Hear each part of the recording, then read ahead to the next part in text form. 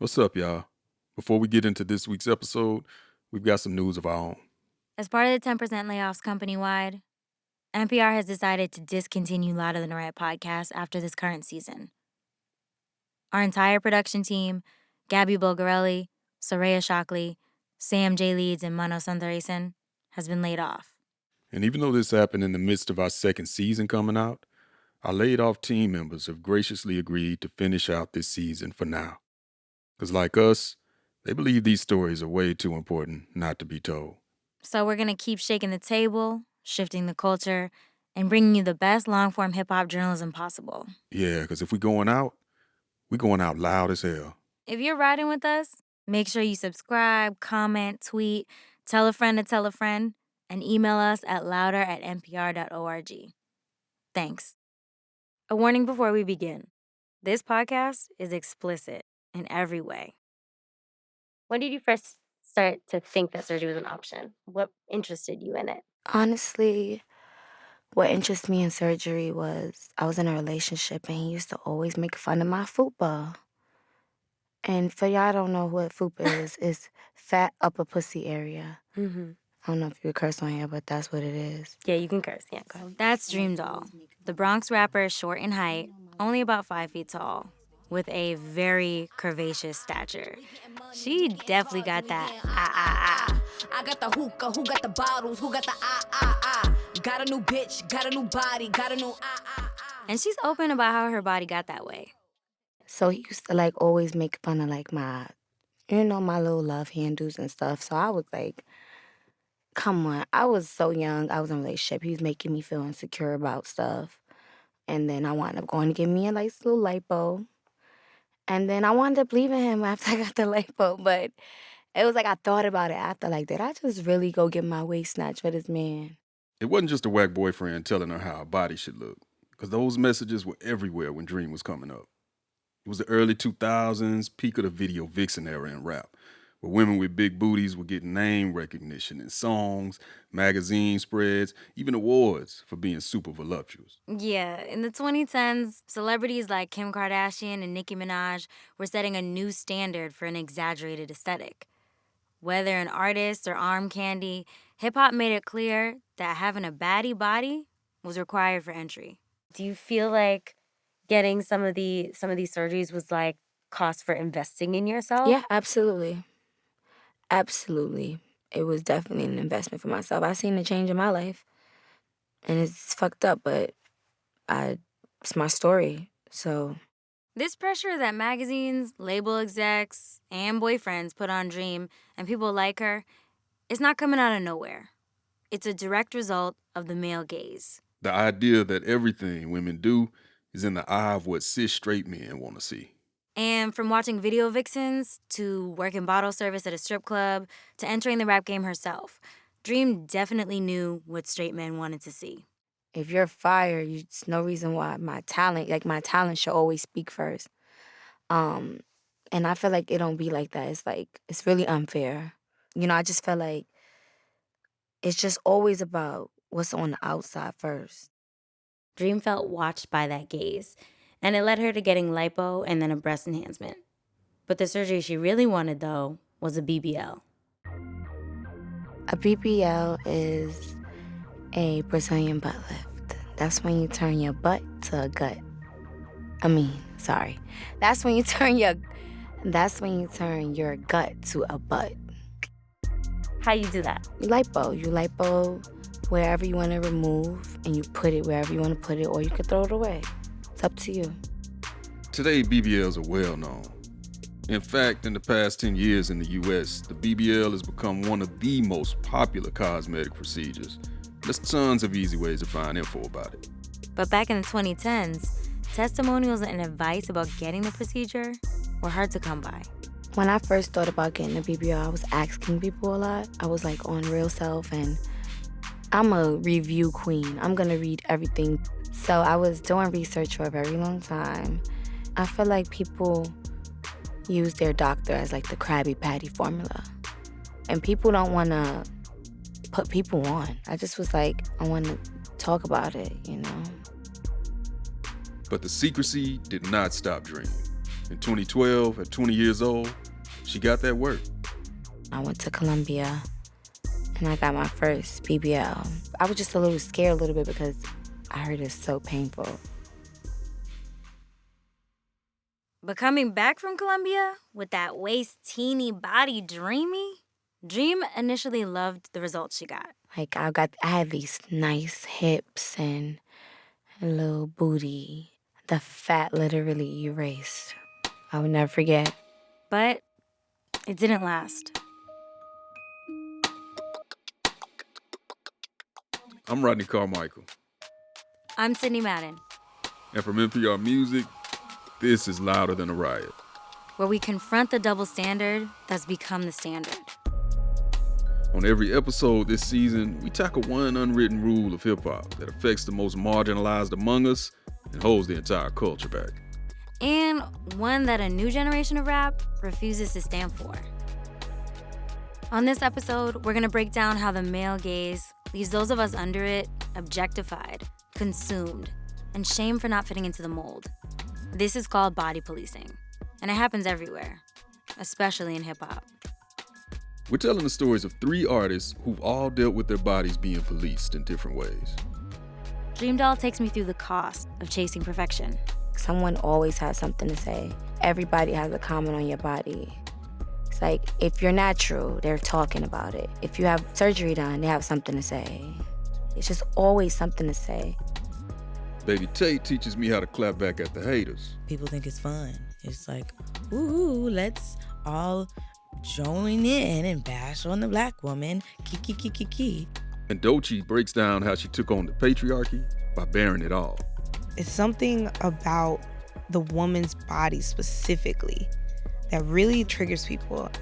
On this episode, rule number 3, beauty is in the eye of the male gaze.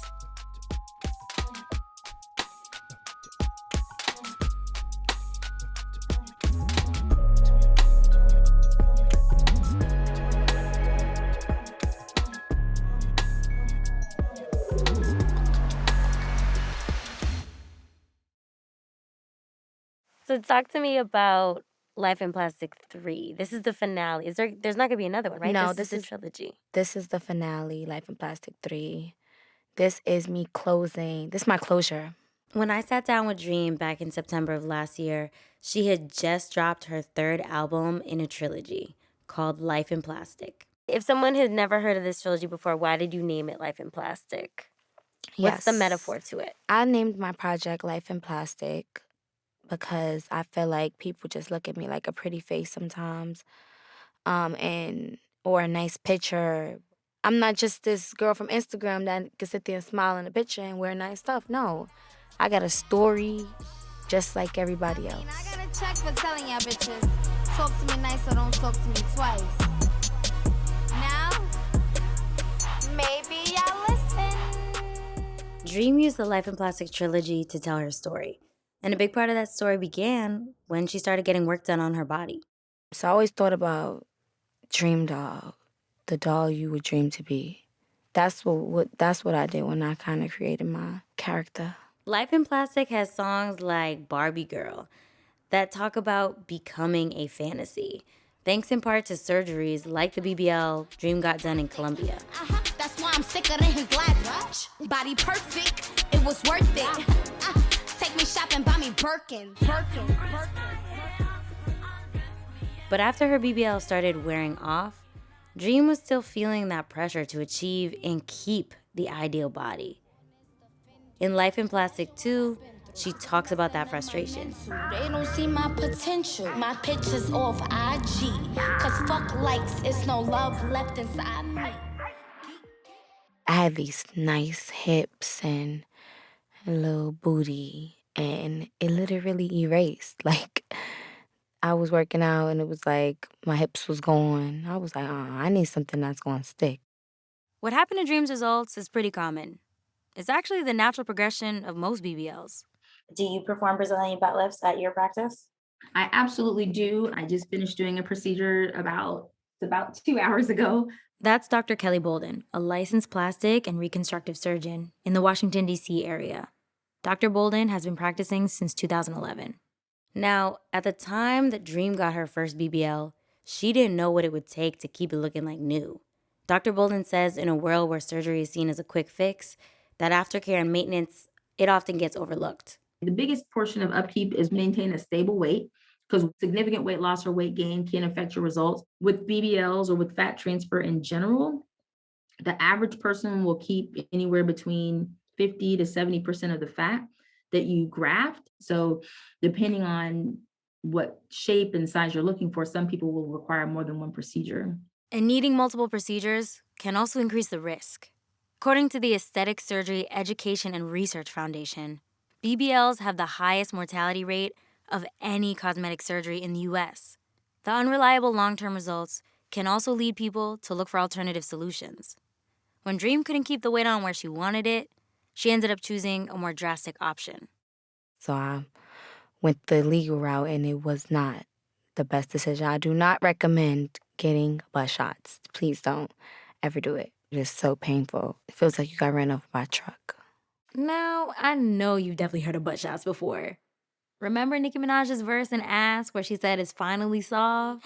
Kiss my ass and my anus, cause it's finally famous and it's finally solved. Yeah, it's finally solved. I don't know, man. Kiss them ass shots wore off. Like, bitches ain't popping.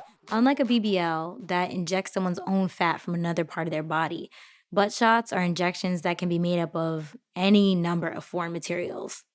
Things ranging from hyaluronic acids, which are FDA approved, to silicones, gels, or mineral oils, which are definitely not.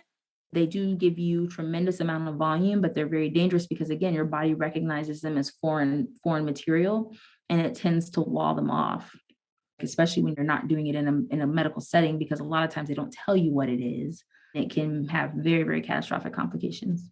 Dream found herself on the bad side of those complications. She ended up in the hospital. What was the pain like? 100. Whatever the highest number you could put is the highest number. Highest number. Like during the pain, I couldn't take the pain. And I was like getting fevers, and I'd be in the hospital, and nobody knew. They didn't know what was wrong with me. You know, because I didn't feel comfortable telling them I did that. Yeah.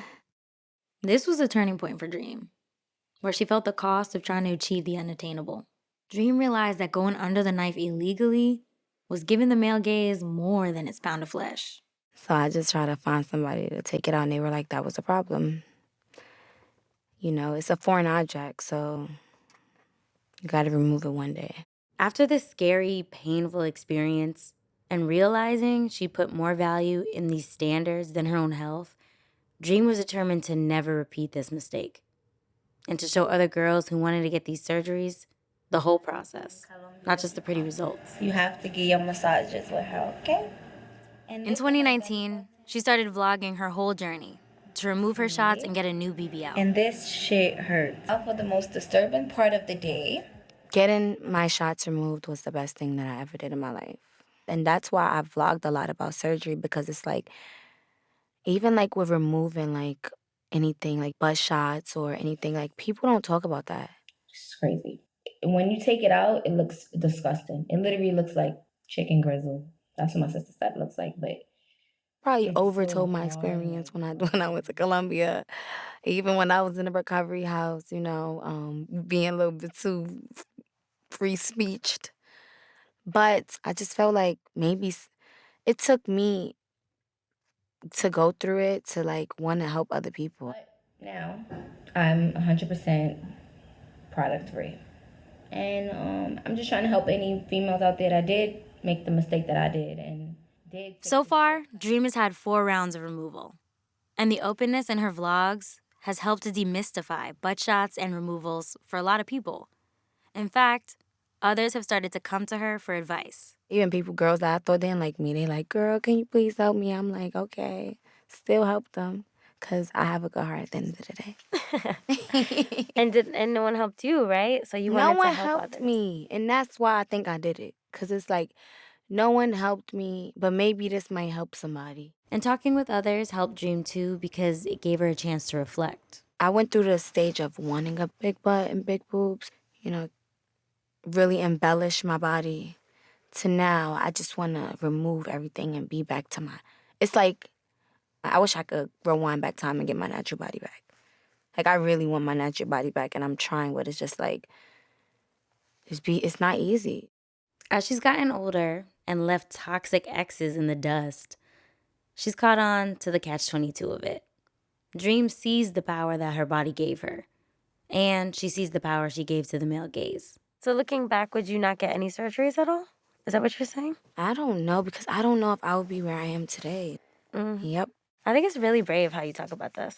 Yeah, I don't care. You could judge me. It don't matter. So that's really what Life in Plastic 3 is about. Acknowledging that catch-22 and moving through it anyway. And then Life in Plastic 3, the cover art. And Life in describe it. Plastic 3 is the doll head done, the finished project. It's wrapped up, saran wrapped. That's why I'm saran wrapped on the thing. You know, now she's ready to brush her hair. She got the nail polish. She's polished. And she's ready to go out there and venture and to a new world. Yeah. I wanted to let her go. And that's how I came up with Misunderstood. I try to take a jab at being vulnerable just because there's some people that's still discovering me, even after hearing me today. Like, you know, people still discover me. They don't really know my story. So I wanted to reintroduce my story to the fresh ears and be vulnerable. Before I get any of it, I need some ass and some tits. I ain't ashamed of it. I learned the game from it. Double D's DreamDoll made my name from it. Learn the game from it. How the snakes suck you. How the streets got no love, but they will fuck you. Fuck that. I got struck, so I struck back. I don't believe in bad luck. So I really had to learn, like, you can't do anything for anyone's pleasures. You have to just love yourself and do it for yourself. If you want to get that BBL, baby, go get that BBL. And that's that. For Dream, the surgeries are not the root of the problem. It's the pressure.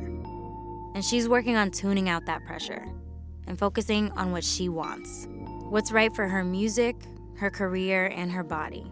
Natural or not. But there's nothing the male gaze hates more than being ignored. One Atlanta artist learned that the hard way. After this, baby Tate. Support for this podcast and the following message come from Wise, the universal account that lets you send, spend, and receive money internationally. With one account for over 50 currencies, who is Wise made for? It's made for jet setters and slow travelers, for online marketplaces and real-life bazaars, for business in the city and pleasure on the coast. When you use Wise, you always get the mid-market exchange rate, with no markups and no hidden fees. Learn how the Wise account could work for you at wise.com/NPR. This message comes from NPR sponsor Brooklinen. Brooklinen has the home essentials you need to step up your space and step into the new season. Try their classic sheets for that crisp hotel-style feel, or their luxe sheets for snuggly softness. They also offer bundles that put everything you need in one place, with options for bed, bath, or both. And when you bundle, you can save up to 25% off. Get $20 off plus free shipping on orders of $100 or more at brooklinen.com with code LOUDER. I'm never going to put a knife to this body because it's like, for what? God did a great job. That's baby Tate. And she is not aspiring to the industry standard that says you gotta have your stomach on flat, ass on what's that. I want to be that representation to let people know you don't have to. And you can still be as glamorous as you want to be without fitting into literally this cookie cutter image. Tate turns her middle finger to the male gaze on the regular. The Atlanta artist brings that energy to her music too. She's unapologetic in praising herself, her body, and her all-around badassery. Don't lie on me, body right, don't need no word. I don't need no. One of her biggest songs to date is all about self-affirmation. I am healthy, I am wealthy, I am rich, I am that bitch. I am gonna go get that bag, and I am not gonna take your shit. I am protected. But something that happened in 2021 made it clear the male gaze was still gonna come for her joy. Let's start at the very beginning. Like, do you remember getting the call or the invitation to perform at Afropunk? I do remember being excited about Afropunk because I had always been to Afropunk and loved going. And this was my first time doing Atlanta on the big stage. And so I was super excited about it. And if you've ever been to Afropunk, especially in Atlanta, the scene, the outfits, it's just so free. It's so free. Yeah, Afropunk. I mean, it's like a festival made for us by us. And the lineup for Atlanta that year was fire. Wale, Rico Nasty, Fouché. And you know, the cats that go, they on a different level too. Baby Tate was just the same. She had her original fit laid out in her mind like the first day of school. I started, getting outfits together. I had ordered these bubblegum pink Rick Owens boots, and I was like, I'm going to wear these. And I think I had an outfit that I was going to wear at a different show, but I was like, no, I'm going to wear it at Afropunk with these boots, and it's going to be perfect. Until those bubblegum pink Rick Owens boots showed up the day before in the wrong color. And I was so sad because now my entire outfit is ruined, and now I have to find something else to wear. So she called up a designer to get a whole new fit last minute. And the next day, they came through with a backup, a custom-made cheetah print fit and a matching floor-length puffer coat. Bow. Now this fit was not meant for the body shot. It was a halter-neck crop top with matching low-rise pants made of this skin-tight stretchy material and a black G-string. Tate literally had to squeeze into it. And it was designed to be bold and revealing, leaving parts of her midsection totally exposed. It was very, very weird trying to get it on. I'm literally just like twisting these two chaps that were supposed to go around my neck and then have like this little thong piece. Yeah, Tate was trying to live out her Disney Channel dreams and serve sexy cheetah girl, but the vision wasn't quite coming together right. We were literally running late, so I was like, I gotta go. There's nothing else I can do. There's nothing else I can wear. I have nothing else. So it wasn't, the way that I'm wearing it was not how it's supposed to look. Like, I don't think my stomach was supposed to be even out like that. As Tate scrambled to get ready, out in the crowd, a photographer named Megan Something was just pulling up. This was my first time at Afropunk. As far as festival atmosphere, it's probably one of the coolest I've ever been in because everybody was just being themselves. Honestly, I think I arrived right as she was going on stage. I got walked into the pit. Atlanta, why the fuck y'all do that? Y'all just popped out looking good as fuck like this? Oh, okay. Let's go. I see something. Oh. Everybody was like hyping her up, like yelling her name or just like singing the words to her song. Megan loved how free Tate looked. Sporting a candy-striped pink wig and some fly-ass sunglasses, Tate rapped, sang, and got the crowd going wild.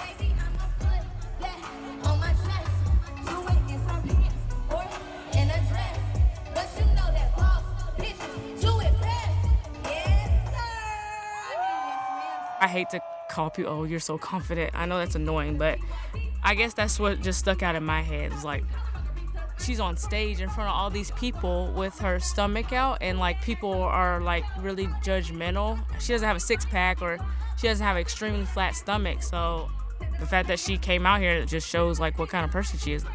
Just like a carefree, like kind of like I love my body, and that's what it is. Tate was giving all that, totally unbothered. I'm not about to back down. I'm not about to say, oh, I can't perform because my stomach's out. No, I'm about to go in on that stage and I'm going to kill it, period.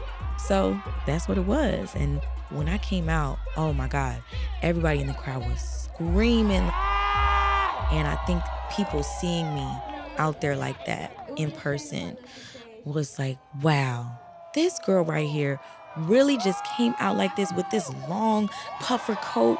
I looked great, honestly. My name is Baby Tate. Today I pulled up in the pink pussy cheetah-licious drip. Yes, sir. But normally, I pull up in a little rainbow Cadillac.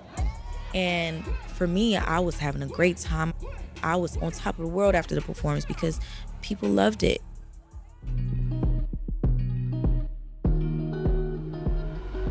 After Tate's set, Megan took her camera, circulated through the festival a little bit. I was trying to find people to take pictures of, like, with their outfits, and I happened to turn around, and she was standing there, and she had, like, a line of people waiting to meet her. And so I was just like snapping pictures of them like meeting her or talking to her, and you're hearing the conversations and, you know, they're like, oh my God, you know, you look good, sis. I'm so excited to meet you. And I even asked her, I said, hey, can I take some pictures of you? And she was like, sure. I was like, your set was really dope.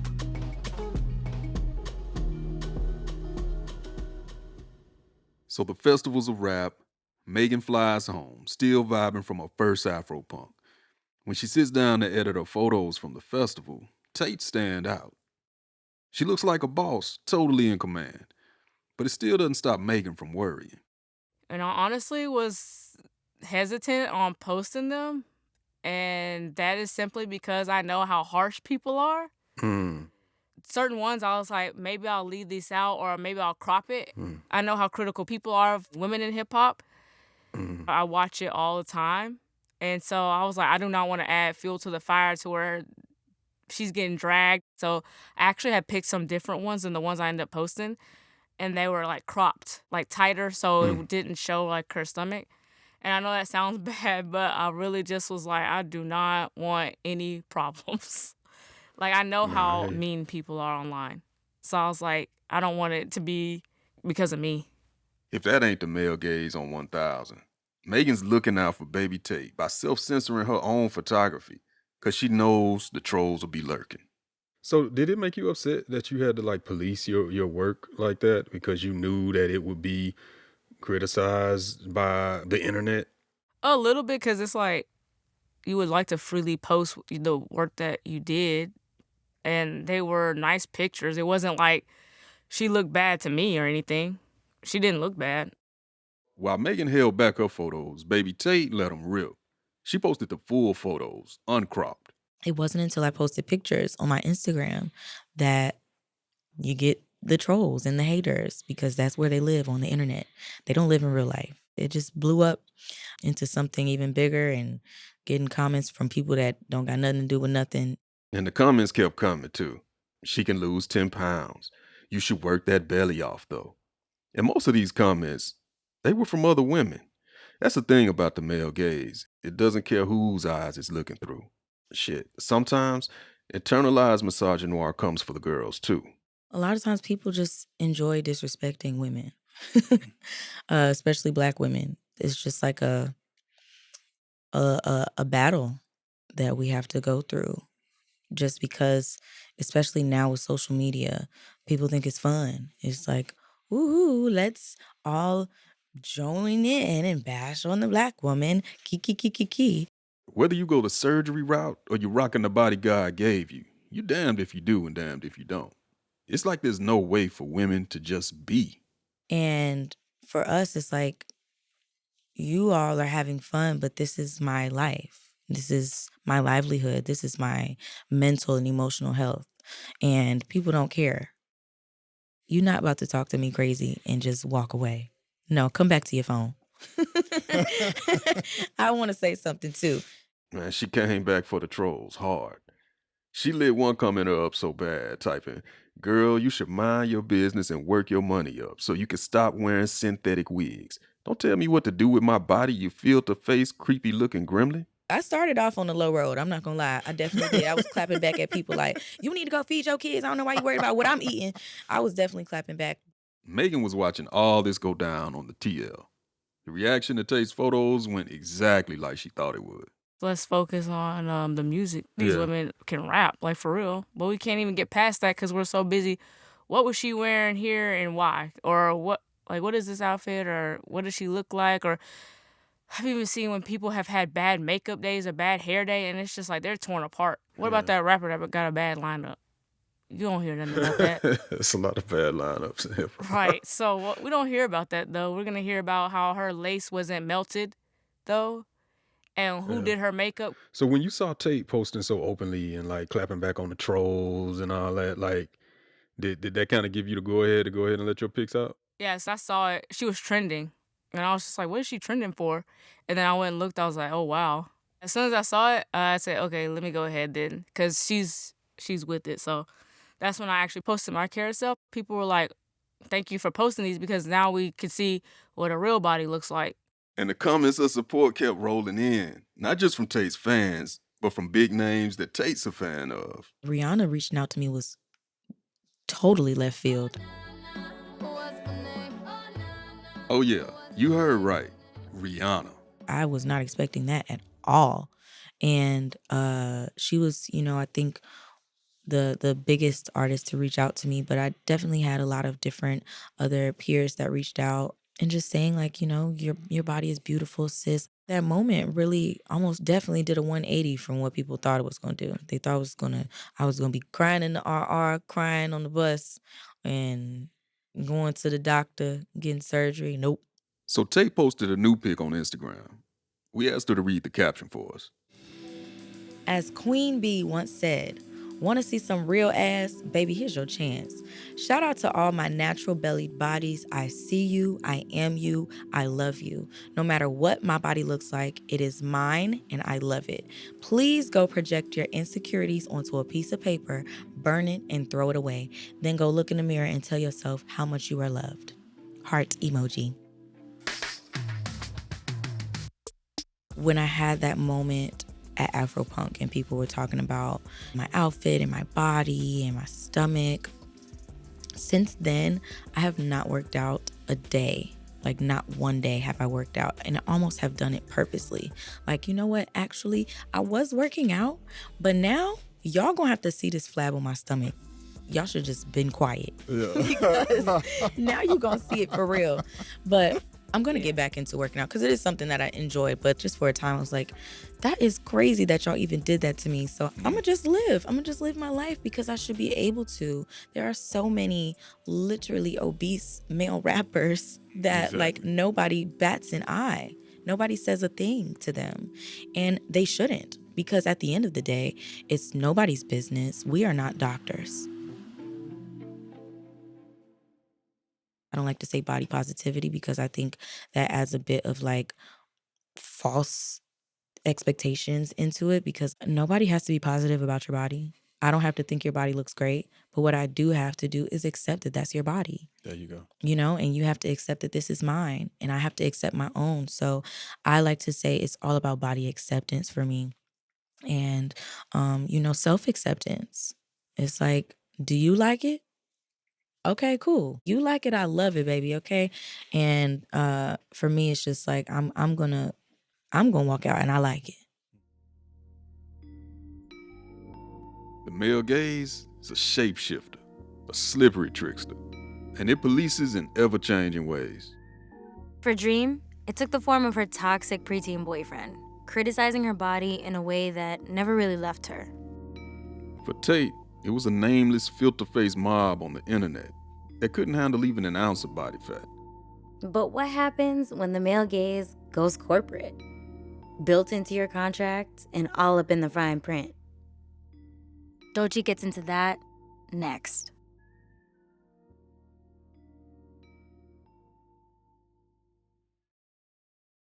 I've kind of morphed myself into realizing the power of being the black bitch and realizing the power of being painted as the villain. That's Tampa's own Doechii, and she is one of them ones. I wish that on all of you bitches. I blew 50 racks in one summer. I think I deserve a new Hummer. I still clap for bitches I'm front of. That red bitch must be the new runner. Man, they can't predict how I'll start. Just make sure it shifts with my lunch. Diamonds busting out to my front. She's not only one of the latest signees to powerhouse rap label TDE, she's also their first woman on the roster who raps.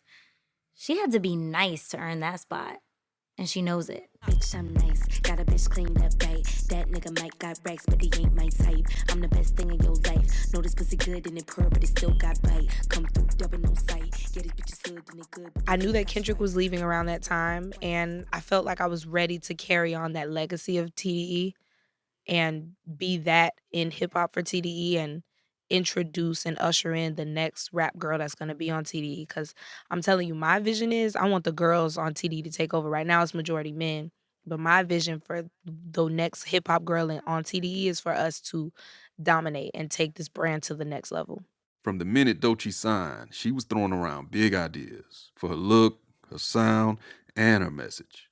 I realize people have always called me crazy when they don't understand what I'm doing, or they want me to feel bad about the boldness or the ambition or the audacity. Doechii channeled that energy into her debut single, Crazy. When a bitch been ballin' all day like Brady, long hair this wavy, and a bitch been shopping all day, no Macy. Hop out first lady. Yeah, this song is hard, confident, and chaotic.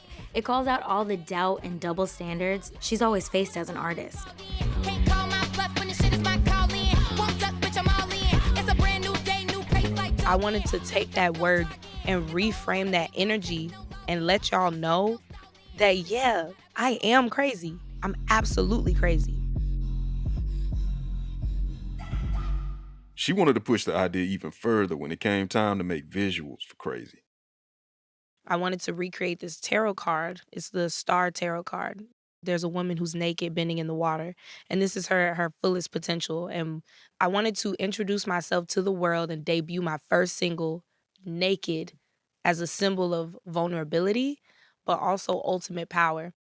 Doechii's idea for the nudity in Crazy wasn't meant to be sexual or pleasurable to the male gaze, but powerfully in opposition to it. I do not want this choreography to be sexual at all. That's not what I want. I want it to be weird. I want it to be abstract. I want it to scare people. This challenges a lot of our ingrained notions about nudity and Black women's bodies in hip-hop. As TDE started to look for a director to execute this vision, the difficulty to find someone, it gave them a hint of how hard it was going to be. A lot of directors were afraid. They kept trying to talk me out of it. I don't think you should do this because censorship and da-da-da. They just were scared. Even though it was annoying for Doechii, it high-key made sense that they were scared. In the streaming era, for a video to even make an impact and make monetary sense, it's got to do well on YouTube. And as a platform, YouTube has a pretty awful track record for policing Black bodies. Yeah, I mean, the platform was literally started so that people could get a second look at Janet Jackson's nipple back in 2004. So to pull off Crazy, Doechii was going to have to confront some deeply entrenched misogynoir, which the industry she's entering basically runs on. But again, the subversion of this standard is exactly what Doechii was going for. And luckily, she found somebody down to go to war with her. C Prince was like really for it. She understood it, and I think that's why she wasn't scared, because she got it and she saw how important it was. I was hell-bent on being naked, and C Prince was the only person who was actually willing to support it and understand it and not be afraid to do it. Femmes are sort of under undeniable, inescapable gaze at the body, and like we have to carry on doing all of the things that we do with that gaze on us. That's Sarah Prince, aka C Prince, a director and choreographer out of LA. C's worked with acts like Billie Eilish, The Weeknd, and Chloe Bailey. And when she heard Crazy, ideas for the video came flooding in. And it was sort of my mission to charge the bodies and charge the story in a way that you almost forgot about the nudity. C's concept was right on time with Doechii's tarot cards.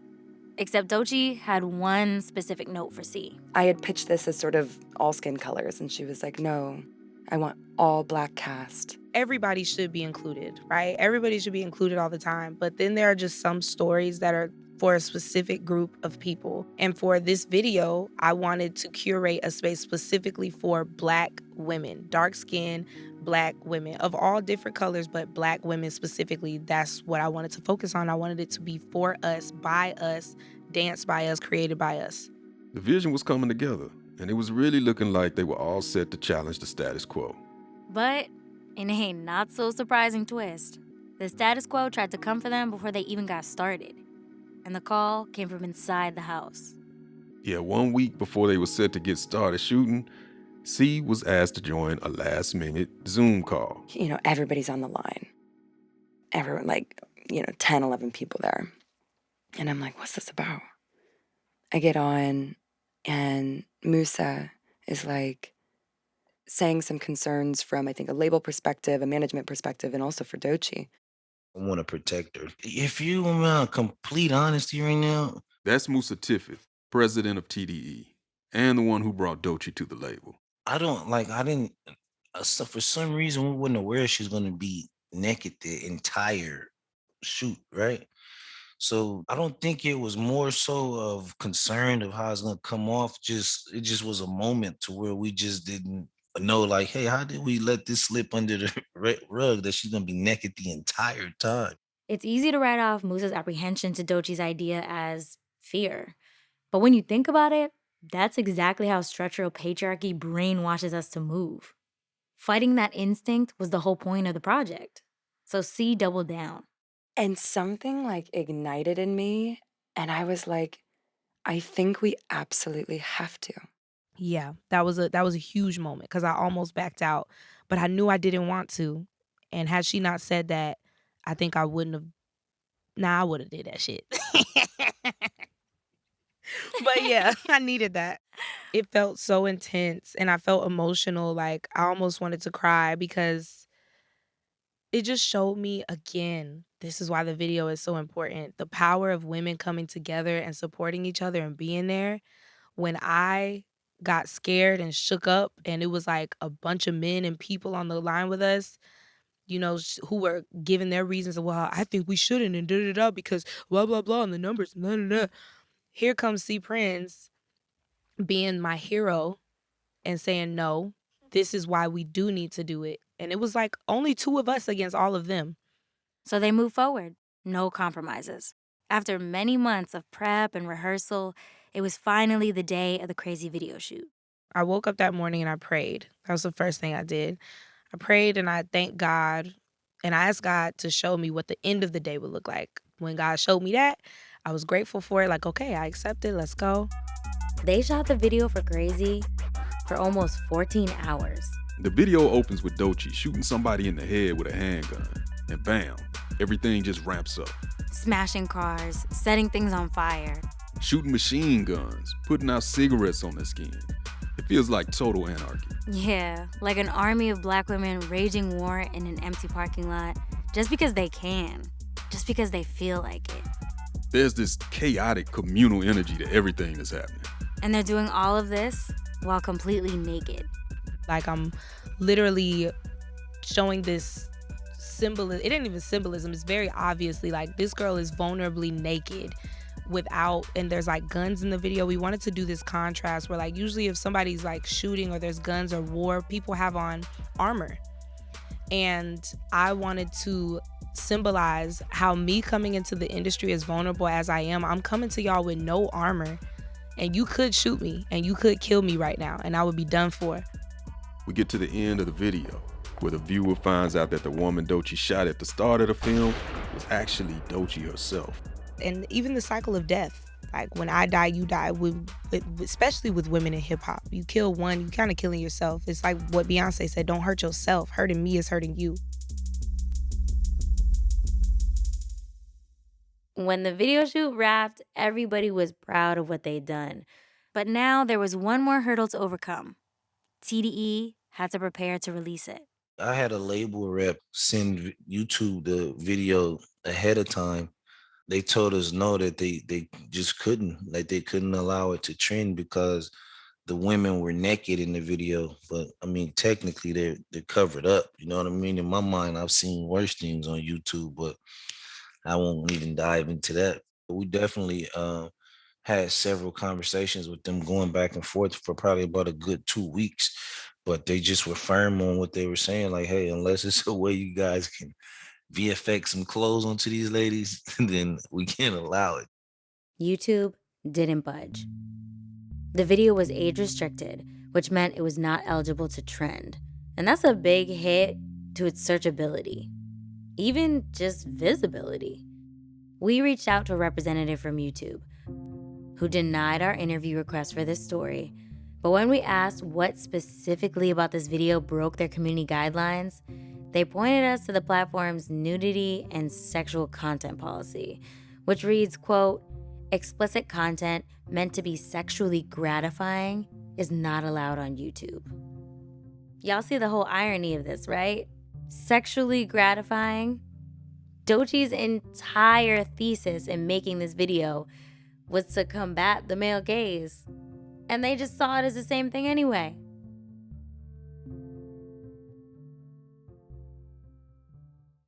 The crazy video dropped on YouTube on April 8th, 2022.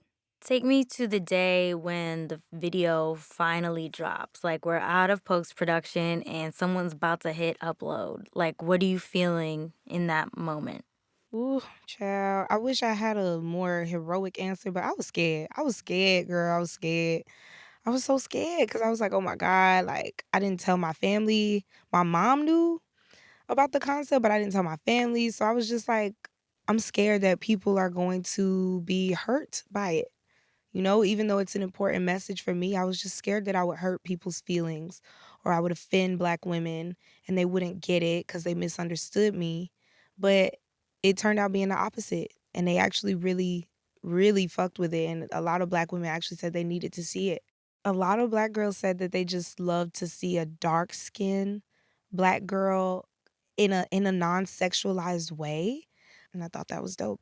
But that's if they even got to see it. This was deadass supposed to be Doechii's industry coming out party. Instead, the crazy video didn't pop off like it should have. And because of YouTube's community guidelines, it never hit the homepage. It didn't trend, and without that visibility, it definitely didn't start the dialogue Doechii had hoped for. So, how does the shadow ban, whatever we want to call it, what does that say about the way that Black women's bodies are still being policed, even in a time when there's so much visibility for women in hip hop? The same thing that I feel like crazy was held back for, I've seen worse. I just have seen worse on YouTube. And not even worse saying that crazy was bad, because it's not. It's just I've seen really out of pocket things trend and go crazy on YouTube. And I just don't understand. I still have trouble digesting and processing like why that happened with my video, you know?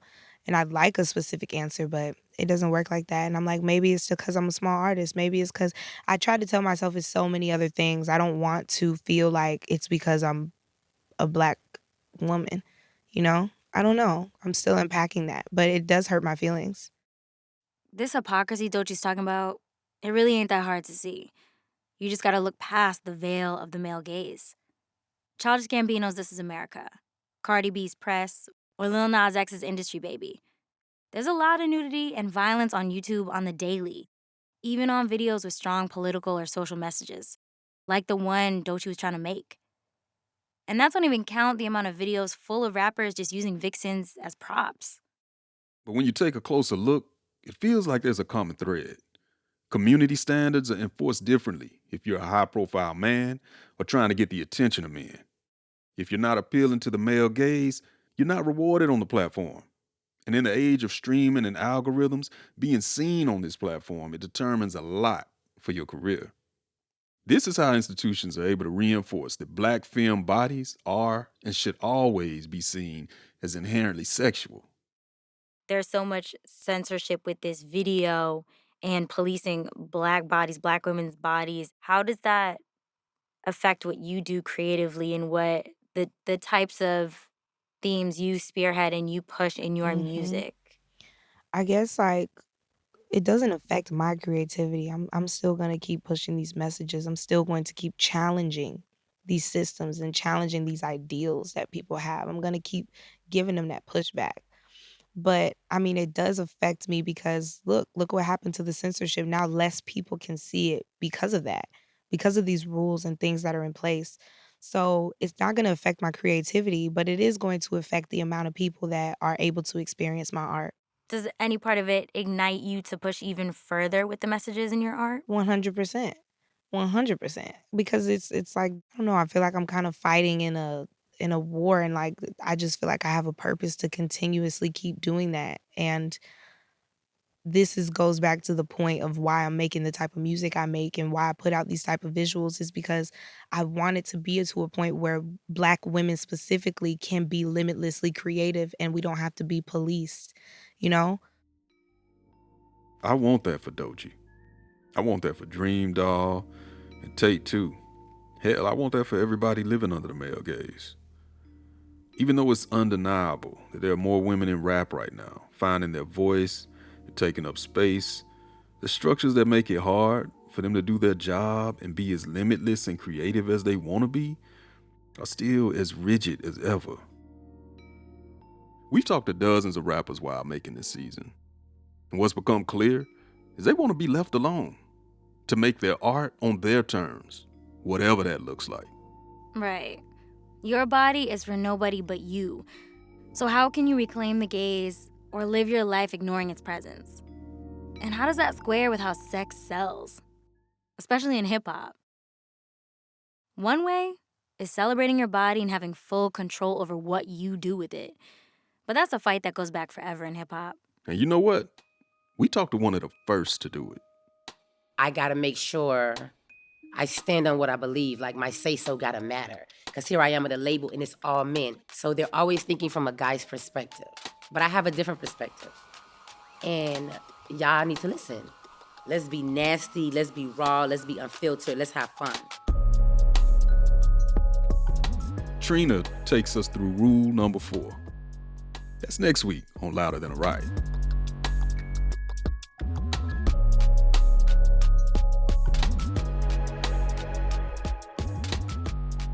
Louder Than a Riot is hosted by me, Sydney Madden, and Rodney Carmichael. This episode was written by myself, Rodney, and Gabby Bulgarelli. And it was produced by Gabby Bulgarelli and Sam J. Leeds. Our senior producer is Gabby Bulgarelli. Our producers are Sam J. Leeds and Mano Sundaresan. Our editor is Soraya Shockley, with additional editing from Sam J. Leeds. And our engineers are Gilly Moon and Josh Newell. Our senior supervising producer is Cher Vincent. Our interns are Jose Sandoval, Teresa Shia, and Pilar Galvan, with help from Jerusalem Truth. And the NPR execs are Keith Jenkins, Yolanda Sanguini, and Anya Grunman. Original theme by Casa Overall, remixed by Susie Analog. And the scoring for this episode was provided by Susie Analog and Casa Overall. Our digital editor is Jacob Gans, and our fact checker is Greta Pittenger. If you like this episode, if you want to talk back, hit us up on Twitter. We're at Louder Than a Riot. And if you want to email us, we're at louder@npr.org. From NPR Music, I'm Rodney Carmichael. And I'm Sydney Madden. And this is Louder Than a Riot.